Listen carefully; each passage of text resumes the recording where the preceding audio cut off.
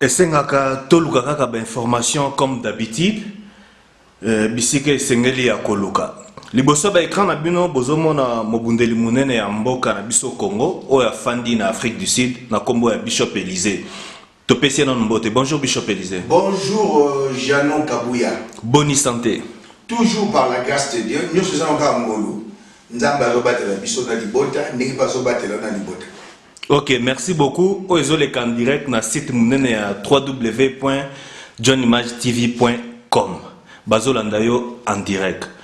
Esenga kina ko luka news epaina yo parce que yo olobaka makambo ekokisamaka.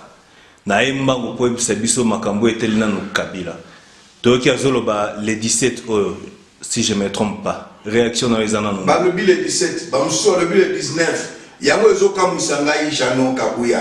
Mbote pe na King Esigazali na site moneno eza ekangi ba site news na state. Ezoka musangai moto azalo kola Hitler 2. Abomi lelo bozolinga boyo kaye. Il viendra pour se repentir. Il viendra pour se convertir. C'est deux choses à osala ya côté. Il y a un Congolais au bazar naïf. Pour tous les Congolais ne sont pas naïfs. Au bazar misumolili. Bamone bazolinga bayoka Kabila aloba. À cause qui se sera lobby Rosi à Sekwi. Mamadou Ndala à Sekwi. Chebeya à Sekwi. Donc, au bazozela Kabila loba, ti lelo nan ba comprendre que mboka na biso ezali sous occupation rwandaise, nan ba comprendre que Moïse avait plutôt, comment il s'appelle, Joseph Kabila avait une mission de balkaniser le pays. Akolobane lo kama lungate, ngana ko vanda national Kabila loba akolobelo ni. D'abord, il ne sait pas s'exprimer. Il n'a pas le verbe. Akolobama kamo ba komi na papier. Banda tchaki misu ya tombo non Kabila aza mutu moko peuple et sengeli to sa to appliquer tanga ngoyo article 64 akoloba na yelo kwa malungate akoloba na bino nini ke na ko troisième mandat na ko postuler akoloba na bino nini pour dauphin na ngayeyo non na la ligne de konanga Jean-Claude Vouemba alobina olio ko la émission la sakingai alors ni Jean-Claude Vouemba soki to bimisi candidat la biso polo maté non il dépêche candidat il dépêche ezana Félix il y a parti il y a Vital les Vital parti à Jean-Pierre Bemba Jean-Pierre Bemba biso na ensemble aux ezali plateforme ya électorale eza Moïse Katumbi Chapwe alors pona nini bango bazako banga Kabila zana posali ya kobimisa moto ako remplacer te pas ebika au de ce pays ayebi yango na malaba au de ce pays ba veugle bol c'est la comme message alobela bino ke neti mutu moko bokangie ndoki ye loko bato boma oui na boma noko na boma tataleki na boma tata mwasi omo tata mwasi na kufa na mutu pasi na kanga esinga fumbo abeli mutu akufi noko taka bana okatsa na nzela na popo matete na kanga singa ya chaussette batutie na train ndenge mbwa wana swaki mwana tata mwasi na bongo na kimbwa yango na swaki donc congolais na ebité to lobby ba comprendre longonia mais o bazo na Kabila no babose na loba mais Bishop yo moko ebi bien tant Kabila komaka na suka bino lembo pesa ke passe bo pesa balé pour à continuer de sous mandat na parce que tant alingi aloba c'est parce que bo pesa qui est déjà ballon ba pesa qui est ballon ils ont toujours la deux opposition ça na libanda mboka to bengi diaspora na opposition bazala mboka l'erreur est humaine tout homme est faillible basala que poussé par l'homme blanc faut le bango ba opposant Congo basali ke mundele datinda ki ba ke na Saint-Sylvestre ya monde règle basala ki on a volonté na ba monter mundele mta ba imposer ki ba d'autre part responsabilité mundele à Congo et ça mundele pourtant on voit Kabila école primaire à Salaté mais ba ke rotier président to monde na mboko Congo Brazzaville Marien Ngouabi akufi ba ni basala ki ba remplacer était Sadat en Égypte à Baboma en plein défilé bangamona ne mta remplacer était William Tolbert akufi babomi na oyo babengi na moto peuple asakana kane après nani Samuel Mutumsou t'a remplacé. Mais Joseph Kabila, Laurent Désiré Kabila, Koufi, yo fils adoptif, on a remplacé Esaïe Mondele dans le Babou. Ok, merci Bishop Élisée. Poto kelongo na mwambango, ngape na za banque te na bomba. Toti komo na congrès à MLC. Premier jour, deuxième jour, je pense que 3, et celle 3, je ne sais pas, 3 jours. Tout le monde batu baleki, balobi, et l'eau comme alongezate, attend que yo prophète de Dieu. Réaction ni yoko kosala, ou bien analyse ni yoko kosala na congrès wana. Poto moni presque 80% batu ya PPRD na kati. Première fois là, le Bayango, Banda na yé na mboko 2010, na tikala kono balikambu ya Jean-Pierre Bembate. C'est une famille que na lingaka mingi, na respectaka mingi à partir de papa Janobem. Mais au basali, na sepeli na yangote, po na lobela ye asosona. Sénateur Jean-Pierre Bemba, je suis désolé. Bakanga yo, na CPI, mais y'a même pas kangayo na pekisa ki yo et le Nanzela Liliane Bemba son épouse na yo bo bundate bo bundaki. Ok, na résidence ya ambassadeur ya wana ngana kisasa la 2006 2007 2008 na yina mboko 2010 au vandaki na okene n'était asini baboui tant bitu le bimi entre milice na yo na kala mboko na Congo mutu moko na milice na ye o kuna sana asape na ba milice na ye Kabila. Au Kenya qui vend dans Mndako et ambassadeur d'Afrique du Sud, l'avenue du fleuve. Il y a une avenue du fleuve, ici, il y a un Yambanga 2 fois. L'avenue du fleuve, au côté de Ndako ambassadeur, au Vanda, on a des bottes là. Jano, na Kolubayango, na tika Kolubayango te. Oza banque te? Merci. Au Vanda, les bottes là, basoda na yo dispersé. Fidel Babala à Kinshasa. Thomas Louaka à Kinshasa, Badous Bazan à Kinshasa. Liliane Bemba, votre épouse, a benganga na téléphone. Bishop, il y a un document ici. Il y a un besoin yango. Landanga, il va tout landanga. Il y a un besoin de document. Na ye na venu du fleuve. Et si quand résidence ambassadeur Afrique du Sud, nga civil, soldaté, Thomas Louaka Salaki, Bamonus Bazalaki na ba éviction, Bazalaki na ba kimité. Na zo mutuka ti na liboso, na moi makasi. On a ça un service à renseignement. Wala na dana no na demia pité. Voilà, voilà c'est la longue na demia, na demia 1998, na 99 na longue na demia.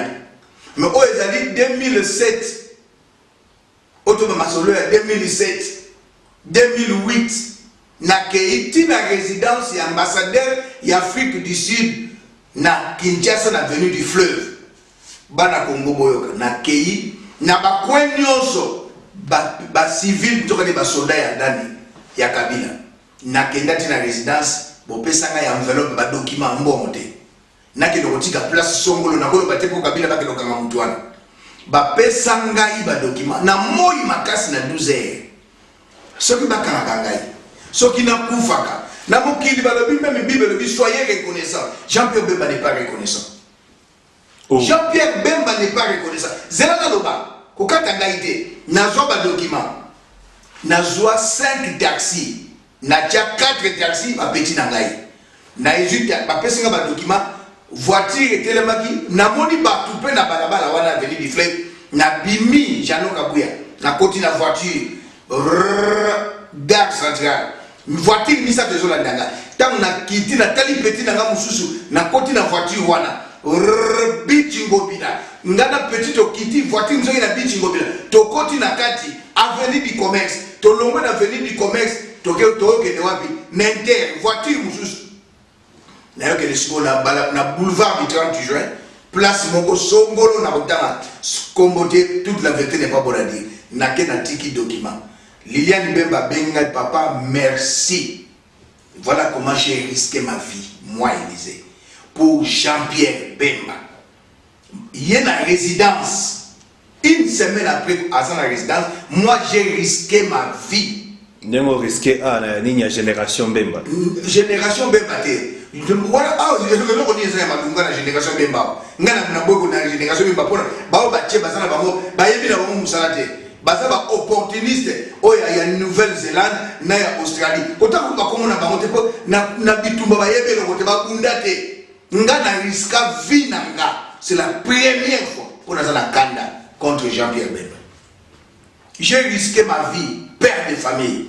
Bakangi Jean-Pierre Bemba, une semaine après, Liliane Bemba Beninga. Papa Yaka, document mon gros faut que nous retirons. Tu sais qu'il y a un service. Na ina zuba document. Tant que vous avez un portail, vous avez un document contenu na yebité. Et ça là qui mbongoté. Enveloppe ya jaune, ce qui mbongoté. Je suis vraiment désolé. J'ai risqué ma vie. Combien de temps masola bata nouveau ya Nouvelle-Zélande, na ya soki na Australie, bayebi MLCT bayebi politique té. Tozala na bata MLC, basoda MLC na ville ya Kinshasa. Mais mon tagana besoin de document dans 12 heures. C'était moi. Son épouse Liliane Bemba Beninga n'a qu'un document. N'a changé ma voiture 5 pour voiture n'a pas bomba quelque part. N'a un document n'a qu'un boulevard quelque part na tiki. Mais chaque jour de l'eau là, na Liliane Bemba. Bishop caméra yakiao, caméra bimi, caméra yakiao abimi. Na 1h du matin à Beninga, to bimi la résidence. Na kati ya mutuka ya Monesco, babela koni ba blender na bango. To komi na polu bishop to niatini to komi mbwa tuti baba Monesco tuti mbwa. Tina aéroport ba koti na avion à Beninga, ti ba komi à Beninga. Liliane Bemba n'a rien à voir avec moi, mais son mari, c'était un ingrat. Jean-Pierre Bemba, c'était un ingrat. Abane ko be na Liliane to so na mama Liliane na zongo de la mapona mama Liliane Bemba.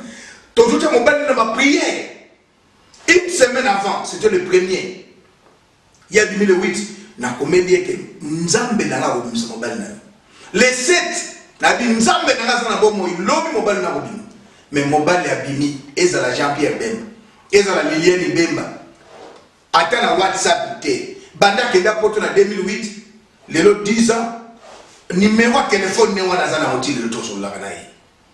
Alors, pour appeler, pour dire, homme de Dieu, merci. Mais la Bible, tout le monde dit le vrai. Hier, ça a été ici, il faut que nous se présenter dans le sacrificateur. Nanzela, on peut mettre le sacrificateur, Nanzela, moko asalini. Amoni qui baza guéri, moko a compris ça, Jésus merci. Il neuf était guéri, le 10 était guéri. Mais le 9, moko a yaki wala, il a reçu le salut. D'autre part, ça décourage. Aux autres, la vérité, aux autres, de la peau de Moutou, les loges Jean-Pierre Bemba, Baké na congrès, na Moutou, na pour répondre, Babengisi Félix, Babengisi 80% qui a peu perdu. N'a besoin de temps à comment on a monté. Félix, au vendissé na Tundu, Boki si Misa Félix touche, et vous le Félix, c'est le côté. Bobachadeur, il baillé. Autant les lambas, il y a dans l'ati. Secrétaire général F. Bazaïba. Et logo, on a dit boum, logo, il y a Jean-Pierre Bemba. Na logo qu'on a hanche, na le pot à Bemba. Logo, il y a PPRD. Banda 58, til et 60 ans. Na mon parti politique qui mon côté, IDPS, na logo est ensemble.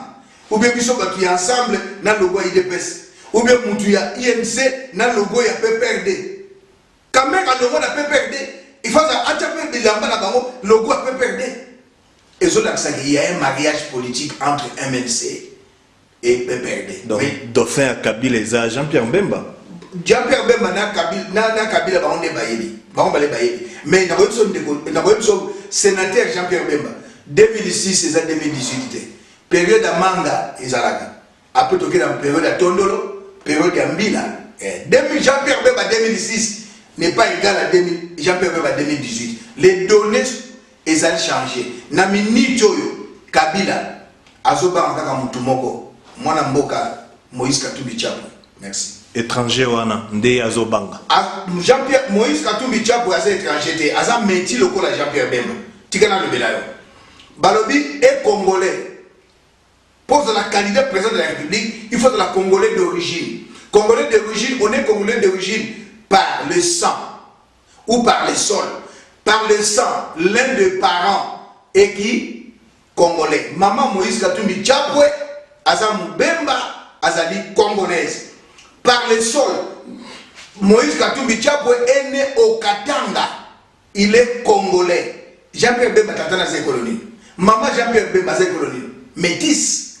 papa Métis boye bisangai si Jean-Pierre Bemba bolobi Moïse Katumbi étranger c'est que Jean-Pierre Bemba est étranger papa Jeannot Bemba za congolais maman Jeannot na mona na misu maman ya Jeannot Bemba papa Jeannot Bemba tanga kufi maman na ya yaki na kisasa na matanga komo na maman na mona maman azangwaka papa Jeannot Bemba papa nazali portugais papa Jeannot Bemba zali congolais de sang par sa mère et de sol à Botemana Congo. Même chose avec moi Namboka, Moïse Katumbi Tchamba.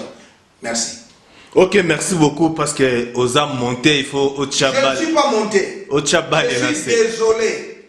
Comment ça? Désolé parce que moi Namboka Jean-Pierre Bemba Bombo n'est pas reconnaissant. Moutatinda est en prison, oyebi en bien. Ezali Kabila na kamere. Bakanga na kamere tilo na kumpenakate.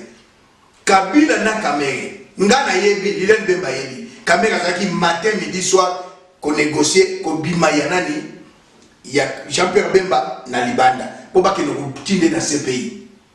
Jean-Pierre Bemba, aux ans de prison 10 ans. Obimi, prison était IOT.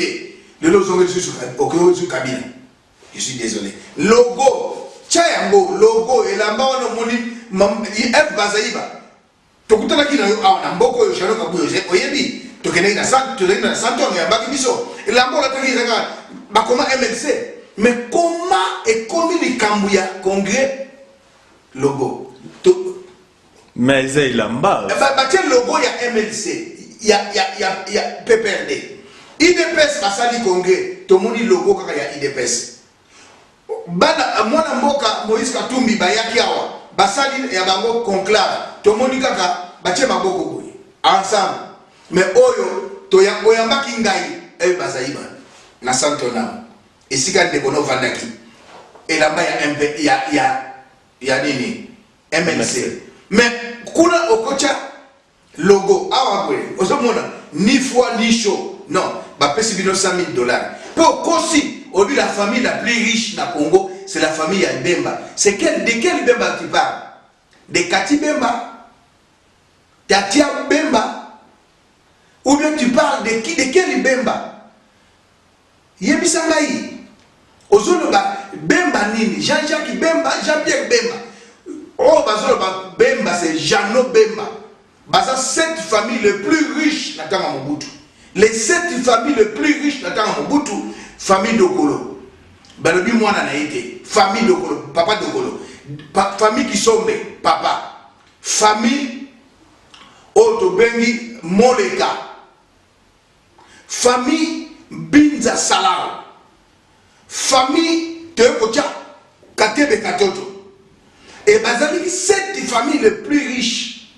Mais na tangoyo ba famille wana bazana bana na bango batikali bazana ba stabilité na ba vie sociale. Mais famille Bemba ce n'est pas, on parle de famille les plus. Papa Jeannot ce n'est pas Jean-Pierre. Jean-Pierre n'est pas un héritier. C'est clair. Bana bazé belé. Mais actuellement famille la plus riche au Congo, c'est la famille Moïse Katumbi Tchamba. Mais Bishop, il y a une déception, pas Moutomoro, Oyagasko Bimisi Kanda pour Oloba. Si vous avez une déception, peut-être côté Jean-Pierre Mbemba. Déception, c'est pour moi, moïsologue. Je soutiens Moïse Katumbi Tchamba depuis 2012. Quelle déception? Bah image éthique à la ils ont internet. Au soutien qui génération Jean-Pierre Mbemba qui ngai naza côté à Ngamboboé. Le cause une déception. C'est pas question de déception. Maman elle bazaï baye, fallait que nous côté-là.